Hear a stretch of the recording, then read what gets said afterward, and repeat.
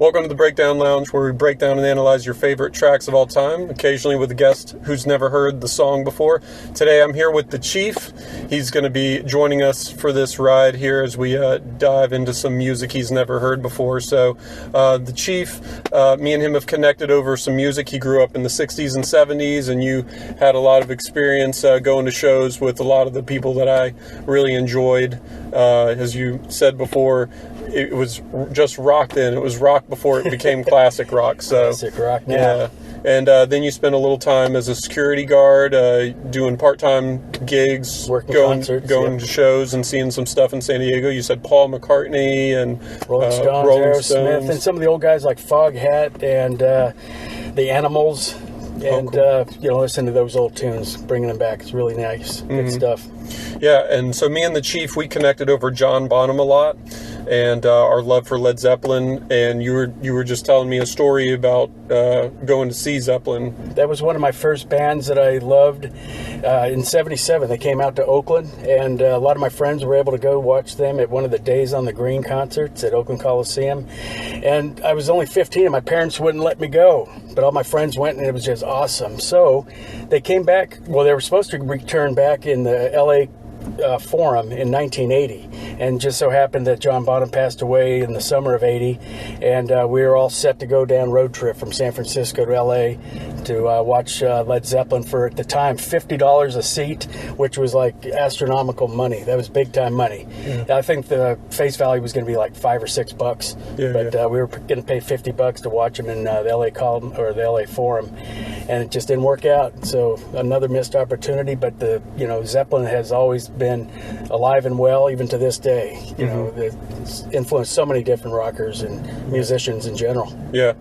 And so I've kind of catered the music that we're going to be listening to tonight around really good drummers. Yes. And we're going to kick it off with the Mars Volta, one of my favorite bands from one of my favorite albums, could be my favorite album of all time, Deloused in a Comatorium. Yeah. And I've got my notes with me here because I love these tracks that we're about to do. We're also going to do Tool, The Pot, and I've got these notes because I want to make sure I hit all the points of what the things that I love about this song, and to keep things moving quickly and fast for you guys, so I'm not blobbering on here, but I'm just gonna kind of go tell you a little bit about this particular album. This album is from 2003 and did really well, received a lot of good criticism. Was co-produced by Rick Rubin, who has done everything from Metallica to Slipknot to the Chili Peppers, and in fact, Flea plays the bass on the majority of these tracks. Very nice. Yeah. I have a story about Flea for another time. And you do have a story. So the two musicians that the Mars Volta primarily consist of are Omar Rodriguez and Cedric Zavella, sorry.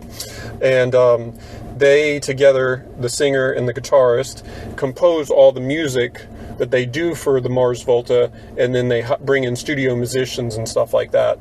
And this album was their debut album from 2003, and it was based loosely around a story that the singer Cedric co-wrote with Jeremy Ward, who was their sound manipulation guy for the band.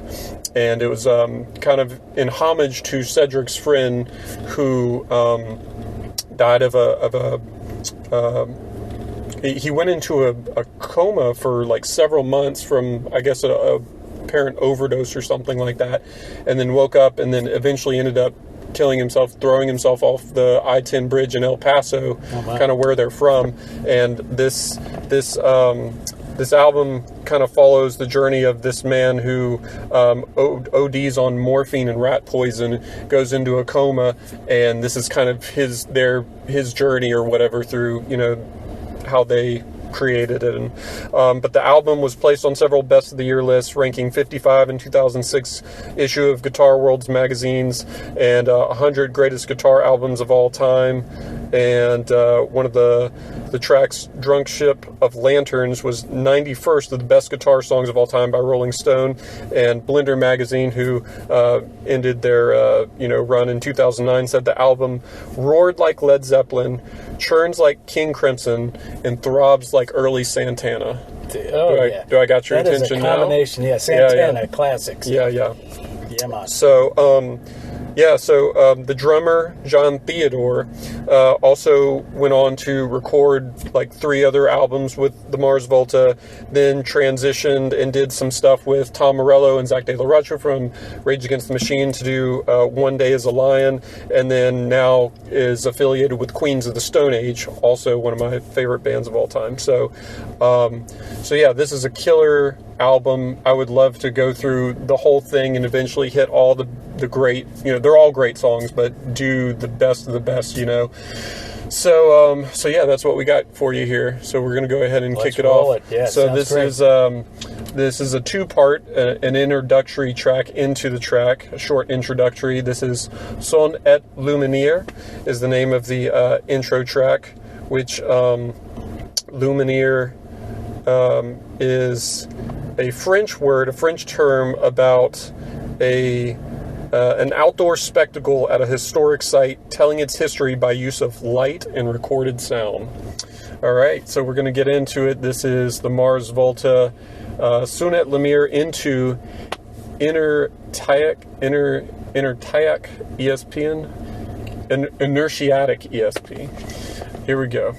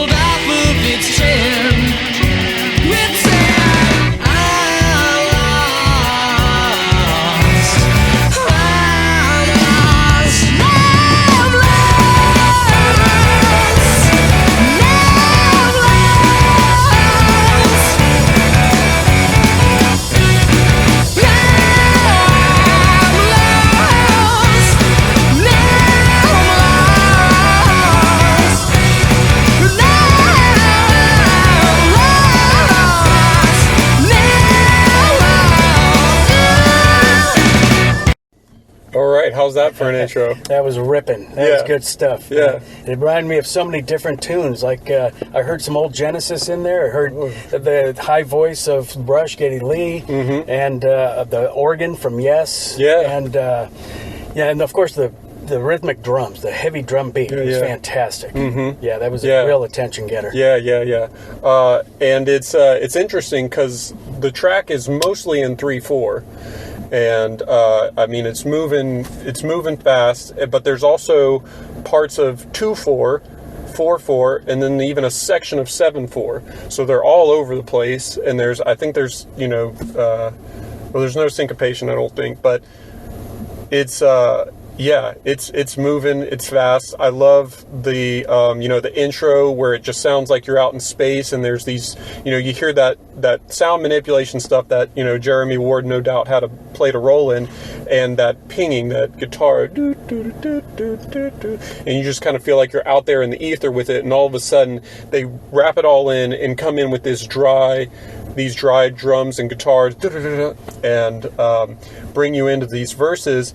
And we're not listening through cans like we usually are, but if you can, you really should hear this song and this whole album, in fact, through the headphones, because we've got, through these verses, the guitar is ripping on your left side, and then you have that organ. The organ going really up caught my attention as well. The scale, the keys going up, and they're separated.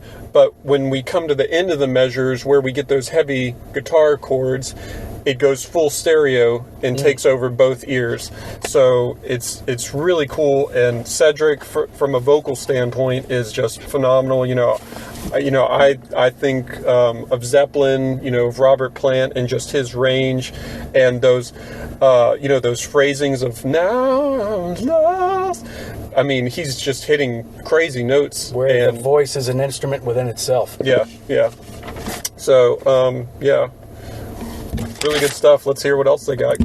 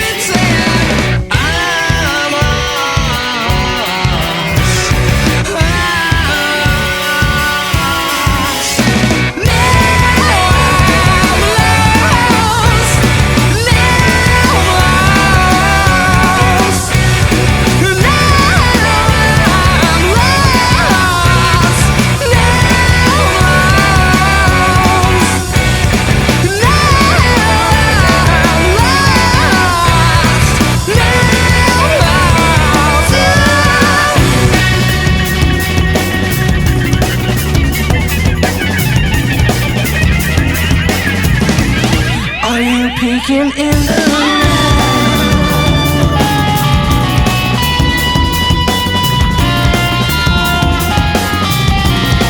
perforated at the neck.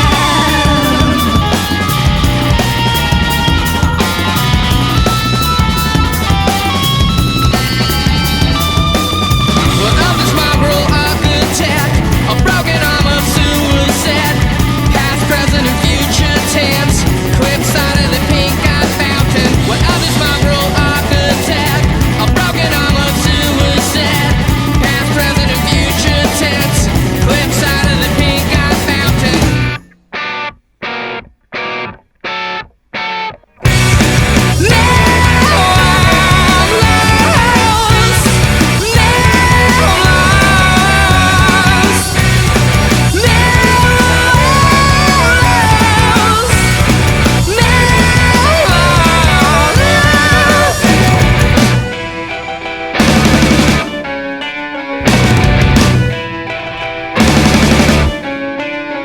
It's been said long time ago, you'll be the first and last to know. You'll never know. You'll never know. You'll never know. You'll never know.